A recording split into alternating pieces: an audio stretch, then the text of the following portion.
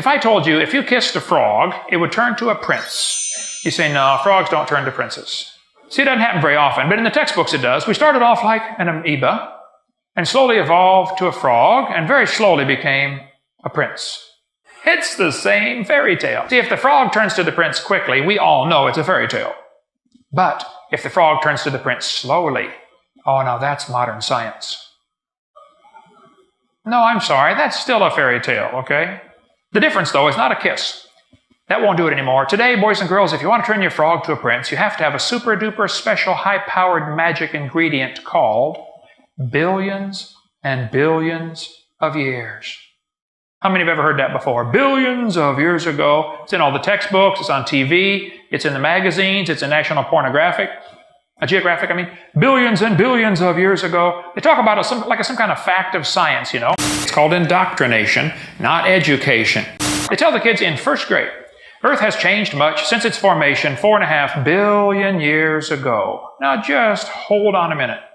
Is the Earth 4.5 billion years old? How in the world could you find out what happened millions of years ago? We do that by going around and looking for fossils. And then tell them again in second grade, since its formation 4.5 billion years ago, Earth has changed. Down at the bottom it says, life too has evolved on Earth.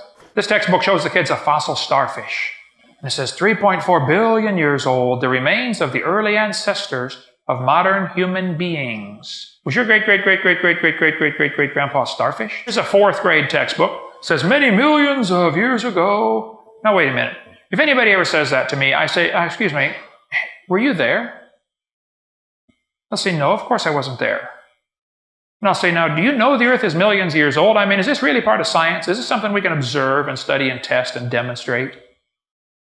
They'll say, well, no, but everybody believes the Earth is millions of years old. Slightly more than half of the scientists believe in evolution. That's true. I agree. It's true they believe it, but what they believe is not true. Trust me, I'm a science teacher. Just because a bunch of scientists believe something, it doesn't mean anything. There was a time when the scientists thought the planets go around the Earth. The scientists used to teach a big rock will fall faster than a little rock. They used to teach if you're sick, you have bad blood, take out your blood and you will get better. And right beside George Washington, when they were bleeding him to death, was a Bible that told them the life of the flesh is in the blood. Notice what the textbook says. 30 million years ago. Now kids, let me translate that for you.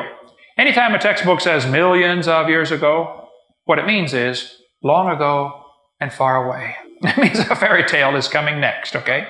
That's your warning, fairy tale coming up. If we're looking for dinosaurs, we need to find rock that's at least 65 million years old. 65 million years ago! That's a long time! This one is about 100 million years old. 100 million year old egg? Wow! You're an awesome paleontologist! This one is about 300 million years old. 300 million years old? It's older than the oldest dinosaur. Well, no wonder I haven't seen one in 65 million years. Yeah, I've been getting my leaves from up in a tree for over 150 million years. It's good to try new foods every 150 million years. I haven't seen Shirley in 150 million years. Where does the time go?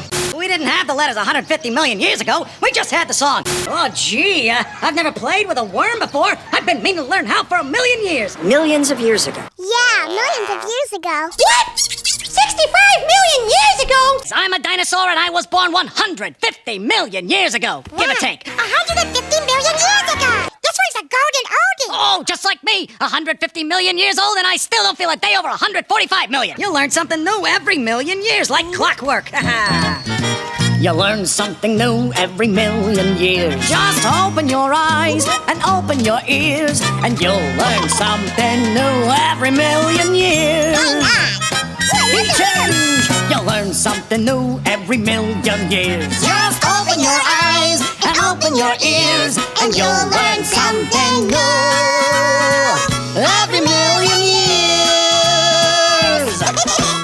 You know, we've been teaching kids they're nothing but an animal, and today a lot of them act like animals. Your kids go ape in school. Here's why. He's being taught evolution. Have you ever stopped and thought that possibly what we're teaching the kids is maybe affecting how they behave? What you believe determines how you behave. Kids are taught today, you're just an animal. You see where that logic would lead in a hurry? Serious problems for society, big time. How do you tell right from wrong? Simple question to ask an evolutionist. They don't have a way to tell. It's real easy to tell right from wrong. Thus saith the Lord. You probably didn't hear about this, but the kids at Columbine High School that shot everybody, were very strong believers in evolution. They did the shooting on Hitler's birthday on purpose. They shot Isaiah Shoals just because he was black. Hitler hated black people, so did they. This was evolution-motivated shooting. And right after the shooting, Rosie O'Donnell got on her TV program and said, "See, we need more gun control." Rosie, those kids broke 18 gun laws going into that school. I don't think 2 more gun laws would have slowed them down. You don't need to be a genius to figure out that teaching is going to destroy some kids' faith in the Bible. And anybody that destroys a child's faith better read what Jesus said about that. He said, "Whoso shall offend one of these little ones which believe in me, it were better for him that a millstone were hanged about his neck and he were drowned in the depth of the sea." Anybody that teaches evolution is in trouble when they stand before God.